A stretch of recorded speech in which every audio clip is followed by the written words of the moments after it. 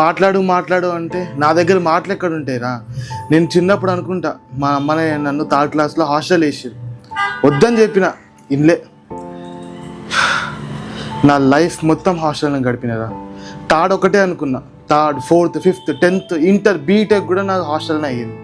నేను బీటెక్ హాస్టల్లో ఉన్నప్పుడు మా ఫ్రెండ్స్ వచ్చి నాతో చెప్పేది, అరే నా స్కూల్లో ఉన్నప్పుడు మా అమ్మని నా కోసం అది తెచ్చిర్రా, ఇది చేసిర్రా, మేమంతా అది చేసినాం రా అని చెప్పేటోళ్ళు. కానీ నాకు చెప్పుకోనికి అంత పెద్ద ఏం లేవు, ఎందుకంటే నా లైఫ్ మొత్తం హాస్టల్లో ఉంది కదా.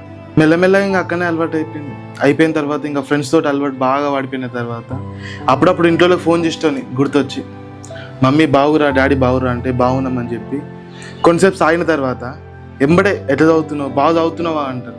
అదే నేను ఏం చేస్తున్నా, నాకు ఇక్కడ మంచిగా ఉందా, నా ఫుడ్ బాగుందా, అసలు ఏం లేవు క్వశ్చన్స్. పండగకో పబ్బ అనుకో ఇంటికి పోతా, ఇంటికి పోయినా 5 days బాగానే ఉంటారు, మళ్ళీ 6th day స్టార్ట్ చేస్తారు. మళ్ళీ రిటర్న్ ఎప్పుడు వెళ్తున్నావురా, ట్రైన్ టికెట్లు బుక్ చేయాలా అంటారు. ఒక 10 రోజులు నేను పరిగైపోయినా వాళ్ళకి. ఇప్పుడు నా జాబ్ వచ్చింది, లైఫ్ అంతా కొంచెం బాగానే ఉంది. ఇప్పుడు వచ్చి మా అమ్మనైనా నాతో మాట్లాడతలేదు ఎందుకు, మాతో మాట్లాడరా, మాతో మాట్లాడతలేదో తెలిసేది అంటారు. మాట్లాడే ఏజ్ పోయిన తర్వాత ఇప్పుడు మాట్లాడితే ఏమొస్తాయి చెప్పు. నా బాధ ఎవరికి అర్థం కాదు లేరా.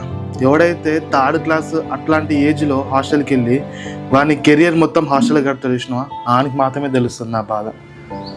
సరే, నా లైఫ్ అట్లా అవుతుంది.